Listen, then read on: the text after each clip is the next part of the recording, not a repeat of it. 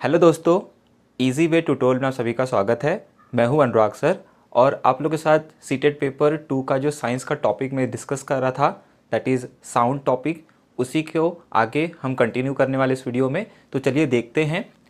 आज का जो अपना टॉपिक है साउंड, उसके सब टॉपिक्स हैं reflection of sound, echo and reverberation. बहुत ही इंटरेस्टिंग टॉपिक है ये। चलिए देखते हैं क्या होता है एग्जैक्टली।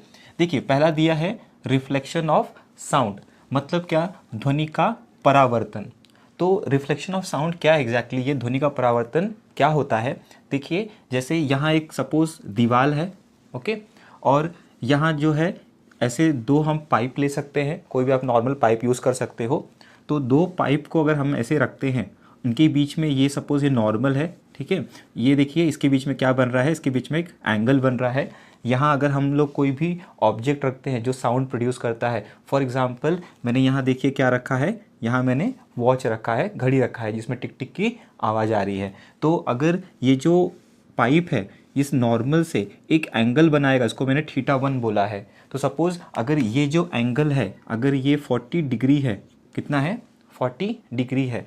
तो दूसरा जो ये जो पाइप होगा, अगर इसको मैं इस तरीके से रख के ऐसे ऐसे मूव कर रहा हूँ इसको, तो इसका एंगल जो है जब ये 40 के पास में आएगा तो उसका जो हमको, अगर हम यहाँ से सुन रहे हैं, अगर हम यहाँ क्या कर रहे हैं, यहाँ हम अपना कान लगाए हुए हैं, तो यहाँ से जो साउंड होगा, जो घड़ी जो साउंड प्रोड्यूस कर रही है, जो ध्वनि को प्रोड्यूस कर रही है, बना रही है, वो जो ध्वनि है वो यहाँ से होते हुए यहाँ टकरा कर यहाँ से क्या होती है? रिफ्लेक्ट होती है। तो जब ये एंगल और ये एंगल, दोनों एंगल क्या हो जाएंगे? दोनों एंगल सेम हो जाएंगे, इक्वल हो जाएंगे। मतलब ये 40 डिग्री है तो θ2, मतलब ये जब होगा, ये भी जब 40 डिग्री हो जाएगा, तो उस वक्त क्या होता है? उस वक्त हमको बहुत ही तेज आवाज़ सुनाई देता है, एकदम क्लियर आवाज़ सुनाई देता है, जब ये दोनों एंगल क्या हो जाएंगे? इक्वल हो जाएंगे। जैसे हमने देखा है law of reflection of light, आपको पता होगा कि जो लाइट होता है ना, ये नॉर्मल है, तो अगर इंसिडेंट लाइट ये है, इंसिडेंट रे है, तो रिफ्लेक्टेड रे क्या होता है? ये होता है। तो उसमें आई और आर क्या होता है? दोनों एंगल जो होता है, इंसिडेंट एंगल और रिफ्लेक्टेड एंगल, दोनों क्या होते हैं? इक्वल होते हैं। तो ये जो साउंड है ये भी क्या होता है? ये लॉ ऑफ रिफ्लेक्शन फॉलो करता है। तो इसमें याद रखिएगा कि जो ध्वनि का जो परावर्तन होता है ना, कभी भी ध्वनि जो है, साउंड जो है, वो किसी चीज़ से टकराएगी तो उसका क्या होता है? परावर्तन होता है, उसका रिफ्लेक्शन होता है। और इस केस में जब एंगल दोनों इक्वल होंगे तब क्या होगा? हमको यहाँ आवाज़ जो होगा बहुत तेज सुनाई देगा। नेक्स्ट देखिए, नेक्स्ट है एको, जिसको हम बोलते हैं क्या? प्रतिध्वनि। तो एको जो है ये हमने सबने पिक्चर्स में देखा होगा, या हमने ये ऑब्ज़र्व भी किया है कि अगर हम कोई पहाड़ पर हैं, पहाड़ पे अगर हम चिल्लाते हैं ज़ोर से, तो हमको क्या होता है? जो हमने कोई वर्ड बोला है तो वो हमको क्या होता है? वापस से हमको सुनाई देता है। तो उसी को क्या कहा जाता है? उसी को कहा जाता है इको, यानी प्रतिध्वनि कहा जाता है। देखिए, अभी ये जो इको है, जो प्रतिध्वनि है, इसमें क्या होता है एग्जैक्टली? इसमें रिपीटेशन ऑफ ओरिजिनल साउंड होता है। अगर सपोज़ कोई पहाड़ पे अगर हम हैं, ठीक है, पहाड़ पे कोई पर्सन है और वो पर्सन अगर दो जोर से कोई चीज़ है, कोई साउंड है, कोई वर्ड है, चिल्लाता है, तो सामने जो पहाड़ होंगे, है ना, या कोई भी ऑब्जेक्ट अगर होगा, तो उससे वो साउंड क्या होता है? टकराकर वापस से उसकी तरफ आता है। तो इसमें जो है इको में क्या होगा? रिपीटेशन ऑफ ओरिजिनल साउंड, हमको अपनी ही आवाज़ क्या होती है? एक दो बार सुनाई देती है, रिपीटेशन होता है साउंड का, उसको बुलाया जाता है एको, यानी प्रतिध्वनि। अब देखिए इसमें जो मेन डिफरेंस है वो क्या है?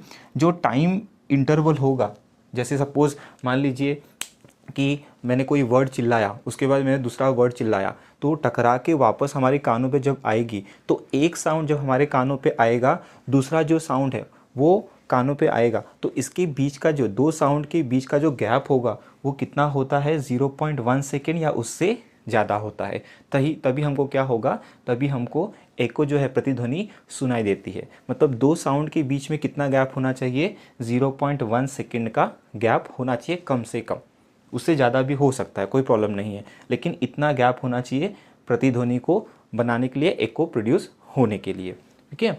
क्योंकि इतना समय हमको, हमारे ब्रेन को लगता है। जैसे मान लीजिए कोई भी मैंने साउंड, जो पहाड़ पे हूँ और मैंने क्या किया, कोई साउंड को मैंने ज़ोर से चिल्लाया, है ना, मैंने अपना नाम ज़ोर से चिल्लाया, तो जब वो टकरा के वापस आएगा तो मेरी जो कान है उसमें जब वो इंटर करेगा तो मेरा ब्रेन उसको एनालाइज करेगा उसके बाद दूसरा साउंड आएगा, उसको एनालाइज करेगा, तो इसके बीच का जो गैप होना चाहिए दो साउंड के बीच का, वो इतना होना चाहिए 0.1 सेकेंड कम से कम होना ही चाहिए। उसके बाद देखिए क्या बोला गया है कि at 22 degree celsius, 22 degree celsius पर जो डिस्टेंस होना चाहिए वो कितना होना चाहिए, 17.2 मीटर होना चाहिए। मतलब अगर देखिए जगह अगर हम लोग रूम में हैं, कोई बंद कमरे में है ना, तो उसमें एको प्रोड्यूस नहीं होता है। क्यों नहीं होता है? बिकॉज इतना डिस्टेंस कम से कम चाहिए किसको, एको यानी प्रतिध्वनि को बनाने के लिए। और कितने टेम्परेचर पे, 22 डिग्री सेल्सियस टेम्परेचर पे। तो 22 डिग्री अगर कहीं का टेम्परेचर है तो एको प्रोड्यूस होने के लिए कम से कम इतना डिस्टेंस होना ही चाहिए। और एक बात, ये जो डिस्टेंस होता है जो प्रतिध्वनि यानी एको को प्रोड्यूस करने के लिए, ये किस पे डिपेंड करता है, तापमान यानी टेम्परेचर पे डिपेंड करता है। तो अगर ये तापमान चेंज होगा तो ये डिस्टेंस, ये जो दूरी है, ये भी क्या होगा, ये भी चेंज होगा। इसको ध्यान रखिएगा, ठीक है। तो ये डिस्टेंस जो है किस पे डिपेंड करता है, टेम्परेचर यानी तापमान पर निर्भर करता है। उसके बाद देखिए दिया गया है गोल गुम्बद एट विजापुर इन कर्नाटका। कर्नाटका में जो गोल गुम्बद है, ये बेस्ट एग्जाम्पल है इको का। यहाँ अगर हम कोई चीज़, अगर कोई अपना नाम पुकारते हैं तो बहुत बार क्या होता है, रिफ्लेक्शन होता है और उसमें एको बहुत अच्छी तरीके से समझ में आता है। So this is a best example. कौन सा? गोल गुम्बद। तो इसको याद रखिएगा, सीटेट के एग्जाम में कभी कभी ये पूछ सकता है। चलिए देखते हैं next one, that is reverberation. देखिए रिवर्ब्रेशन जिसको बोला जाता है अनुरणन, ठीक है। तो ये जो रिवर्ब्रेशन है एग्जैक्टली क्या होता है रिवर्ब्रेशन। सपोज देखिए मैंने एक डायग्राम ड्रॉ किया यहाँ। अगर ये कोई हॉल है जिसमें यहाँ कोई सिंगर जो है गाना गा रहा है और यहाँ हम अगर बैठे हैं, ठीक है, लिसनर है हम, तो यहाँ से जब सिंगर गाना गाएगा तो यहाँ से क्या प्रोड्यूस होगा, ध्वनि प्रोड्यूस होगा और इस तरीके से क्या होगा, उसका परावर्तन होगा, रिफ्लेक्शन होगा। तो रिवर्ब्रेशन में होता क्या है, जैसे मान लीजिए एक साउंड प्रोड्यूस हुआ, एक ध्वनि प्रोड्यूस हुआ, वो यहाँ से क्या होगा, टकराएगा, यहाँ टकराएगा और यहाँ आएगा। तो इस तरीके से क्या होगा, दूसरा भी साउंड आएगा, वो भी टकराएगा और ऐसे क्या होता है, ये सारी ध्वनियाँ क्या होती हैं, एक दूसरे से मिक्स होती हैं। मिक्स होने की वजह से क्या होता है, इन ध्वनि का लाउडनेस जो है, जो तीव्रता है, वो क्या होती है, बढ़ने लगती है। और इसके वजह से जो भी साउंड जो सिंगर गा रहा है वो हमको बराबर से समझ में नहीं आता है। आपने देखा होगा जो मूवी थिएटर्स होते हैं, है ना, जो सिनेमा हॉल्स होते हैं, उसमें पर्दा लगा होता है, या तो उसपे जो कुछ ऐसा साउंड को एब्जॉर्ब करने का मटेरियल लगाया होता है, जिसके वजह से जो भी साउंड प्रोड्यूस हो रहा है वो जो भी लिसनर है उसमें रिवर्ब्रेशन ना हो, उसको बराबर से साउंड सुनाई दे। तो इसके लिए रिवर्ब्रेशन को कम करने के लिए वो जो है पर्दे जो होते हैं या कोई कपड़ा होता है, ये सब का यूज़ किया जाता है। जो सीट होती है उस पर भी देखिए वो कपड़ा का ही होता है। ओके, तो रिवर्ब्रेशन में जो मेन जो डिफरेंस है, देखिए इको और रिवर्ब्रेशन में जो मेन डिफरेंस है वो है टाइमिंग का। इन इको, है ना, जो एको होता है उसमें जो साउंड प्रोड्यूस होता है, दो साउंड के बीच में हमारी कानों पे जो ध्वनि जो है वो जब इंटर करती है तो उसको, उसके बीच का गैप कितना होता है, उसके बीच का गैप कितना होता है, 0.1 सेकेंड से, या तो 0.1 सेकेंड होगा या तो उससे ज़्यादा होगा। लेकिन रिवर्ब्रेशन में क्या होता है, ये जो टाइमिंग है 0.1 सेकेंड से कम होता है। मतलब एक साउंड जो है, एक साउंड हमारे कानों में गया, अंदर ब्रेन उसको एनालाइज कर रहा है, तब तक क्या होता है, दूसरा साउंड भी इंटर कर लेता है। तो ये टाइमिंग जो गैप है दो साउंड के बीच का, वो कितना है, 0.1 सेकेंड है। तो उसकी वजह से क्या प्रोड्यूस होता है, रिवर्ब्रेशन है, जिससे आवाज़ जो होता है वो क्या होता है, गूंजता है और हमको बराबर से वो समझ में नहीं आता है। तो इसमें मेन ध्यान रखिएगा कि ये जो टाइमिंग है, ये आपको मेन ध्यान रखना है कि रिवर्ब्रेशन में जो टाइमिंग होता है दो वेव्स के बीच का, वो कितना होता है, लेस देन 0.1 सेकेंड, और इको में it is greater than 0.1 second. और एक बात दोस्तों, जो बहुत सारे सिनेमा हॉलों में जो रूफ होता है, जो छत होता है सिनेमा हॉल का, वो इस तरीके से कर्व होता है, उसको कर्व बनाया जाता है ऐसे, ताकि जो भी साउंड जो रिफ्लेक्ट होने के बाद जो लिसनर है वो आगे ना फैले, वो यहीं क्या हो, टकरा के सब इसके पास जाके, ताकि इससे क्या हो, लिसनर जो है उनको बराबर से सुनाई दे। तो बहुत सारे सिनेमा घरों का जो छत होता है वो कर्व टाइप का होता है, स्ट्रेट नहीं होता, वो कैसा होता है, कर्व टाइप का बनाया जाता है। तो आई होप आपको इतना समझ में आया है। तो दोस्तों चलिए देखते हैं अगला टॉपिक। नेक्स्ट टॉपिक देखिए क्या है, सोनार। ये वो सोनार तो है नहीं जिससे हम सोना खरीदते हैं, ये वो नहीं है, ये फिजिक्स का सोनार है। देखो इसका फुल फॉर्म क्या है सोनार का, ये है साउंड नेविगेशन एंड रेंजिंग, है ना। क्या फुल फॉर्म इसका सोनार का? Sound navigation and ranging. इसका यूज़ किया जाता है, इसका इस्तेमाल किया जाता है, किस लिए किया जाता है कि जो नाव होते हैं, जो समुंदर में जो नाव होते हैं, तो समुद्र की गहराई को मापने के लिए इसका इस्तेमाल किया जाता है। अब देखिए इसमें कैसे एग्जैक्टली कैसे वर्किंग करता है वो देखते हैं हम। तो इसमें किसका यूज़ किया जाता है? अल्ट्रासोनिक साउंड, जिसको हम लोग बोलते हैं श्राव्यातीत ध्वनि, ठीक है। तो इसमें अल्ट्रासोनिक साउंड का इस्तेमाल किया जाता है। देखिए यो जैसे मान लीजिए कि यहाँ शिप है, कोई नाव है, उसमें एक ट्रांसमीटर होता है, एक रिसीवर होता है ना। ट्रांसमीटर को हम क्या बोलते हैं? प्रेषक, और रिसीवर को क्या बोलते हैं? संसूचक, ठीक है। तो ये जो है ये समुद्र का ये पानी है, पानी का लेवल है, और ये क्या है? सी बेड है, समुद्र तल है, ठीक है। अब देखिए यहाँ पूरा पानी है। अगर हमको पता करना है कि ये जो नाव है इसके नीचे से यहाँ से लेकर समुद्र तल का जो डिस्टेंस है ना, दूरी है, वो कितना है, तो सोनार जो है ये पद्धति का इसमें यूज़ किया जाता है। देखिए क्या होता है, यहाँ से ट्रांसमीटर क्या करता है, जो अल्ट्रासोनिक साउंड है उसको ट्रांसमिट करता है, उसको छोड़ता है। तो वहाँ से जो अल्ट्रासोनिक साउंड होगा यहाँ से ट्रैवल करते हुए जब समुद्र तल होगा तो इससे टकरा के वापस कहाँ जाएगी? रिसीवर में एब्जॉर्ब होगा। वो रिसीवर को क्या करेगा? कलेक्ट करेगा, और उस अल्ट्रासोनिक साउंड को रिसीवर क्या करेगा? इलेक्ट्रिकल इम्पल्स में कन्वर्ट करेगा, उसको फिर इंटरप्रेट किया जाता है। तो इस तरीके से अल्ट्रासोनिक साउंड का इसमें यूज़ किया जाता है। देखिए हमको पता है कि जो हमारे पास फॉर्मूला है स्पीड इज इक्वल्स टू, है ना, स्पीड इज इक्वल्स टू क्या होता है? डिस्टेंस अपॉन टाइम होता है ना। ये हमको फॉर्मूला पता है, speed is equals to distance upon time.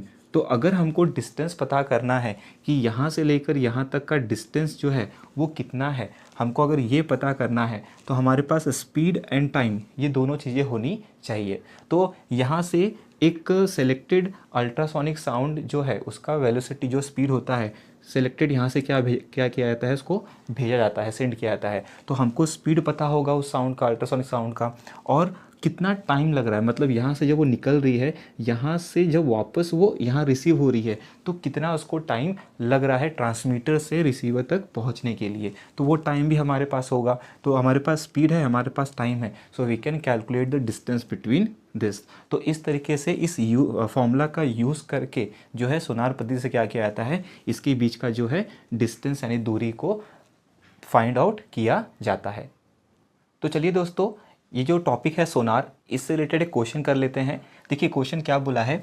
Ultrasonic waves are transmitted downwards into sea. जो अल्ट्रासोनिक साउंड है उसको क्या किया है? नीचे की तरफ समुद्र में छोड़ा गया है, ठीक है, विथ हेल्प ऑफ सोनार।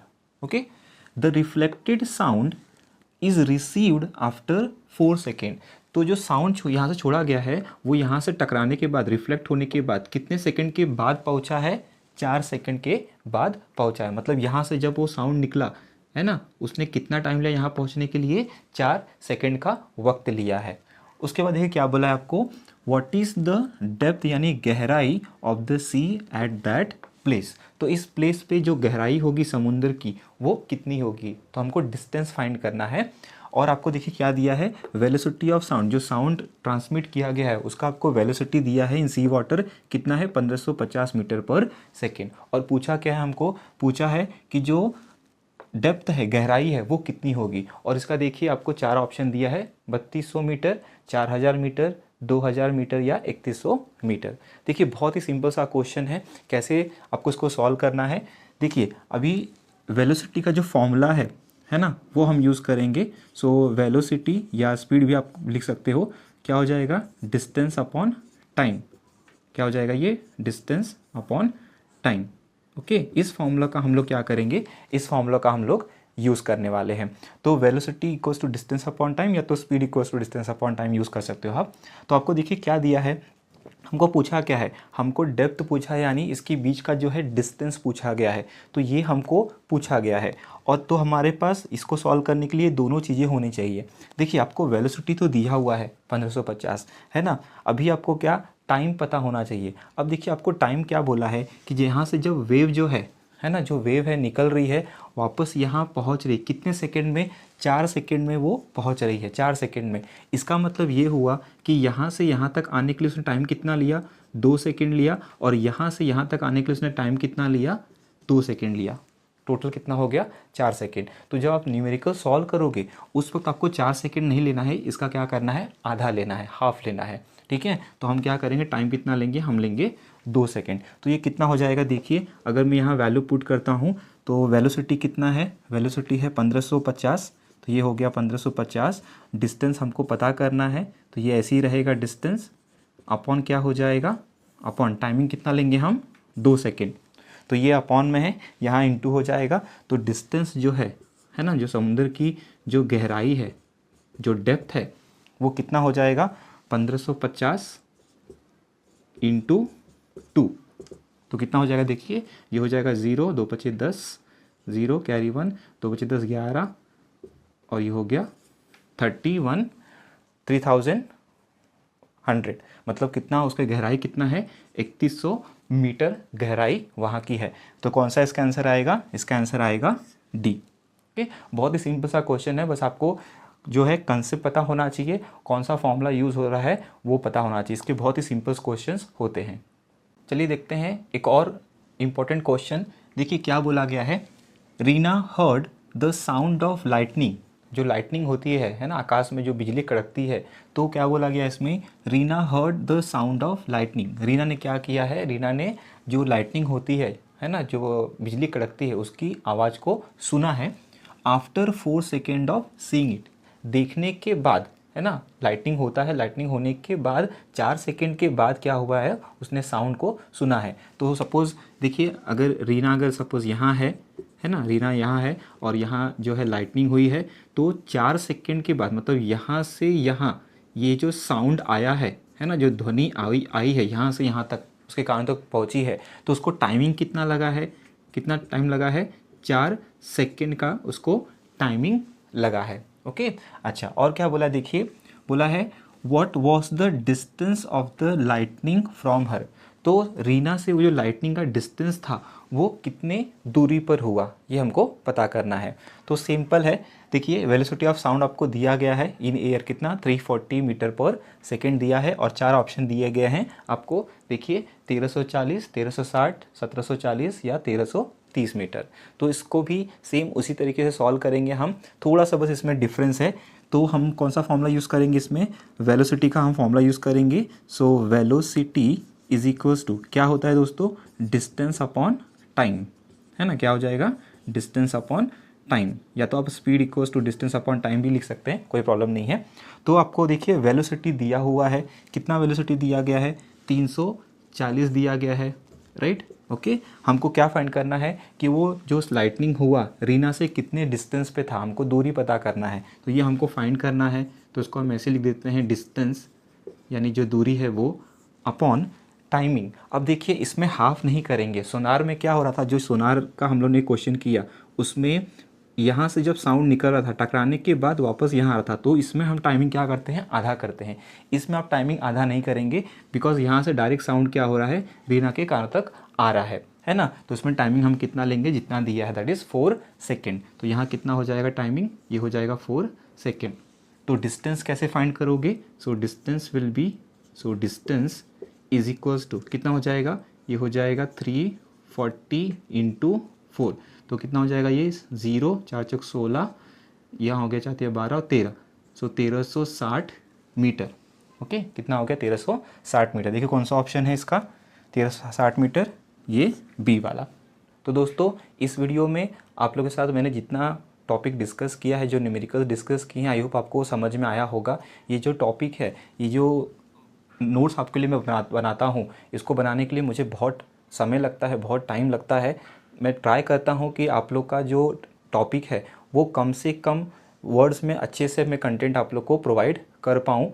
तो प्लीज़ वीडियो को ज़रूर आप लाइक कीजिए और मुझे सपोर्ट कीजिए। तो अगर आपको ये वीडियो सच में पसंद आया है तो इस वीडियो को आप लाइक कीजिए, अपने दोस्तों के साथ शेयर कीजिए और कमेंट करके मुझे ज़रूर बताइए कि वीडियो आपको कैसा लगा है। और इस चैनल पर अगर आप न्यू है तो इस चैनल को सब्सक्राइब कीजिए। वीडियो देखने के लिए थैंक यू सो मच।